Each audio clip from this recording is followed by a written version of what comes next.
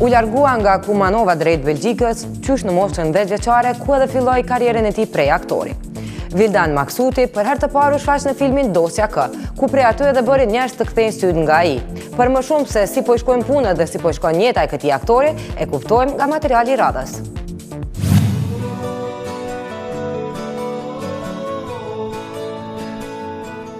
Të rinj, të talentuar dhe me shumë ambicie. Janë këto karakteristikat e artistëve shqiptar që kanë arritur të thyen kufit e trojeve tona e të depërtojnë në vendet të ndryshme të botës. I tillë është edhe Vildan Maksuti, i cili në moshën 10 vjeçare u largua me familje nga Kumanova drejt Belgjikës.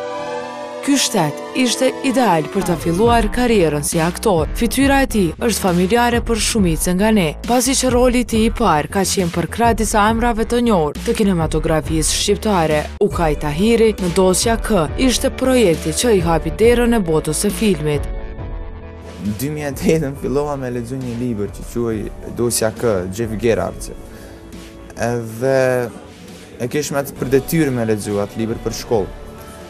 Në shkollën e mesme të aktrimit edhe pastaj në bazë mbarimit, nëse mbarova librin, i thash ose profesoreshkës që ishte në gjuhën holandeze që jepke, i thash që me të vërtet dua të marr pjesë ndonjëherë në këtë projekt, nëse ndonjëherë gjirohet.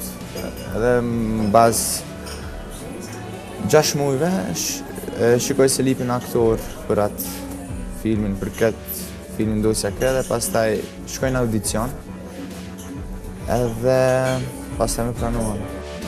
Ky ishte vetëm fillimi për të. Producentët belg nuk e mbajtën Vildanin jashtë kasteve të tyre. Në vitin 2010, roli i tij mbante emrin Xander në serialin Family, për të vazhduar më pas në prodhime tjera si Vermis e Aspe, si dhe ka pasur fatin që të jetë pjesë e një ekipi që ka punuar për një serial me transmetim në Britani. The White Queen është seriali fundit në të cilin u paraqit Vildan Maksuti, një prodhim i BBC One, epizodi i parë i të cilës kishte 6.5 milion shikues.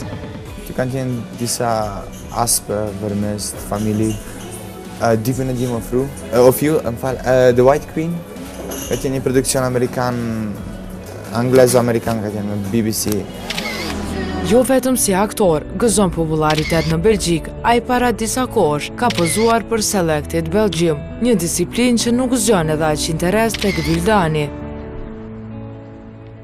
Në rrugës,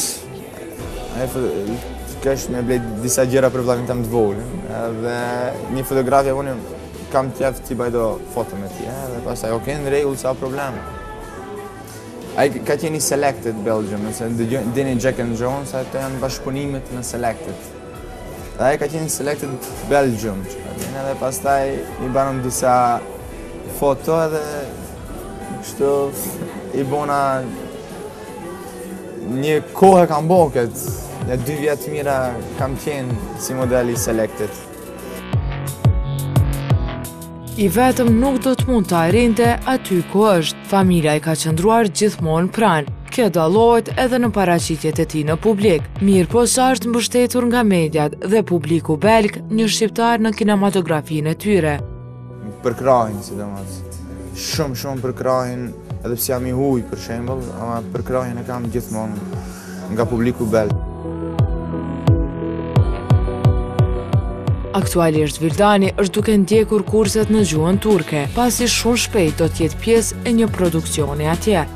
Paralelisht me kurset e tij, ai do të fillojë xhirimet e një filmi shqiptaro-amerikan i cili ka një tematikë të ndjeshme, e kryefjala e saj janë emigrantët shqiptar.